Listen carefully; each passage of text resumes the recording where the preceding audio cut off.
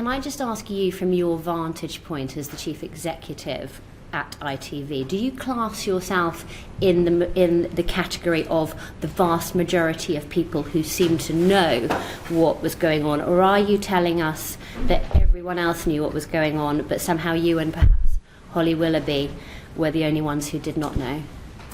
Yes, Chair, if you don't mind, I'd just like to say thank you very much for inviting me in here and my colleagues. We've taken these issues extremely seriously, as I hope you know. We're particularly glad that we're talking about duty of care in some detail. We look forward to that, and our culture. In every company I've ever worked for, and this is my track record, I've put people at the centre. I've always treated people well.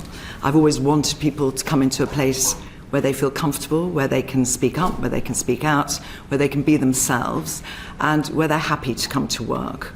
One of the reasons we asked the KC to come in and look at this, the whole thing, is because we will always want to learn, to listen, to act. So whatever emerges from the KC inquiry, we will learn from it, because there will be lessons. No organisation can do anything perfectly, and we certainly are not saying we have.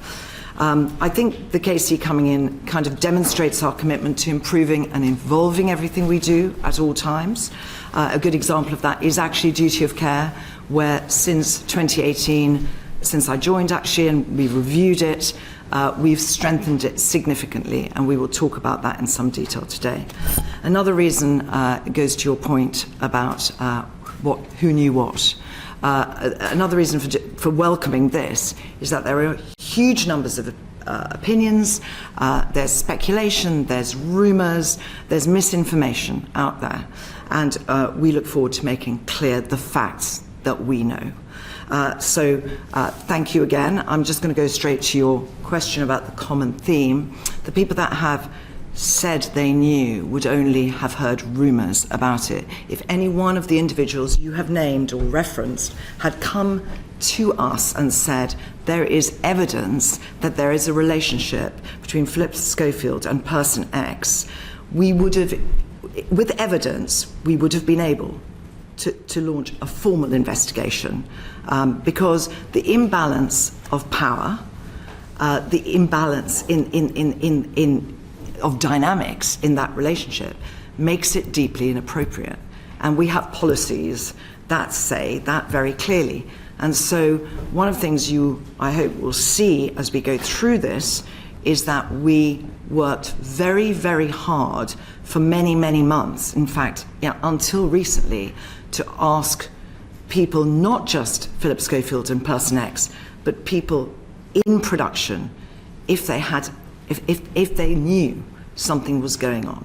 And it was repeatedly denied by both individuals, but also no one in the team ever said there was anything that they could say. In fact, most of them said, we don't know what's going on. When did you personally first become aware of these rumours? I really became aware of those rumours when Phillip came out in February 2020. That is the first time things got really febrile.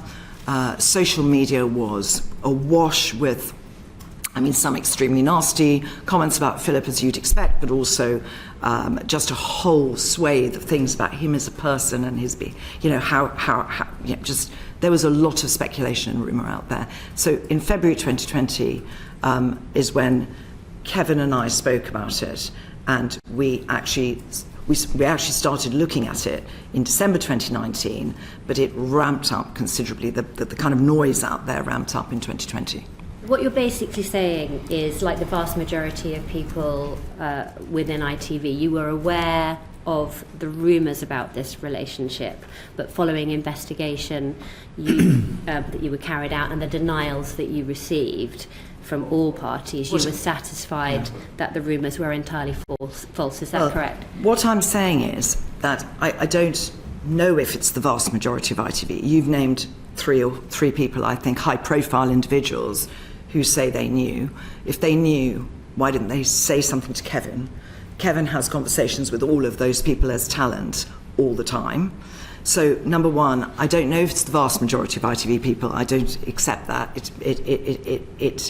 It certainly doesn't feel like that to me, right? The second thing is, in February 2020, it was hard to miss the amount of coverage about Phillip when he came out.